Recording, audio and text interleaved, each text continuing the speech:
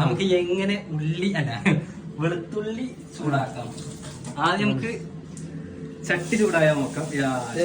എങ്ങനെയാണ് ചട്ടി ചൂടായത്? അപ്പൊ നമ്മളിന്ന് ഉണ്ടാക്കുന്നത് ഇന്നത്തെ ഹൈലൈറ്റ് വെളുത്തുള്ളി എങ്ങനെ മാറ്റുകയെന്നുള്ളതാണ്. അതിനാണ് പാകത്തിന് എണ്ണ. നമ്മളിതിന്റെ പാരലിൽ ഇവിടെ നെവിലിന്റെ സോയാബീൻ ഉണ്ട്. അത് നമുക്ക് വേറൊരു റീസൺ ഡീറ്റെയിൽ ആയിട്ട് എങ്ങനെ ഉണ്ടാക്കാൻ നോക്കുക. അപ്പൊ അതിലോട്ടുള്ള ആഡോണാണ് അതിനാണ് ചെയ്യുന്നത്. ഇപ്പുറത്ത് നമ്മളിവിടെ ചോറ് വെക്കാൻ വേണ്ടിട്ട് കുക്കറിൽ ചോറല്ല നമ്മള് കഞ്ഞിയാണ് ഉണ്ടാക്കാൻ പോകുന്നത്. അപ്പൊ കഞ്ഞി ഉണ്ടാക്കാൻ വേണ്ടി ഇതിൽ സോയാബീൻ ഉണ്ടാക്കി വെച്ചിട്ടുണ്ട്. കഞ്ഞി ഉണ്ടാക്കാൻ സിമ്പിളാണ്. അരിയും പയറും കൂടെ ഉള്ള കഞ്ഞിയാണ്. ഇത് രണ്ടും കുറച്ച് വെള്ളത്തിലിട്ട് കഴുകി കുക്കറിലിട്ട് കുറച്ച് വിസിലടിപ്പിച്ച് കഴിഞ്ഞാൽ അതില് അറൗണ്ട് 7 വിസിലാണ് നമ്മൾ അടിക്കാറുള്ളത്. പയറും കൂടെ ഉള്ളതുകൊണ്ട്. പയറില്ലെങ്കിൽ അത്ര വേണ്ടി വരും. ചൂടായി ഒന്നില്ലേ? ചൂടായി എന്ന് വിചാരിക്കുന്ന എണ്ണയിലോട്ട് ഇത്തിരി അരിഞ്ഞു വെച്ച വെളുത്തുള്ളി ഇടുന്നു. മറ്റേ വയറ്റന കൂടെ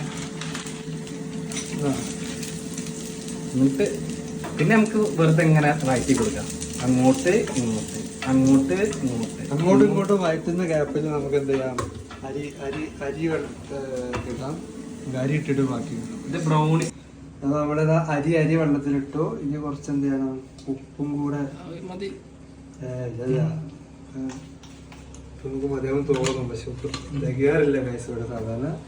ഇനി ഇത്രേ ഉള്ളൂ. ഇനി നമ്മള് കുക്കർ മൂടി വെച്ചാൽ മതി. ഇനി നമുക്ക് തിരിച്ച് അതിനാലിതാ അവിടെ ഉള്ളി വെട്ടുകൊണ്ടിരിക്കുന്നു.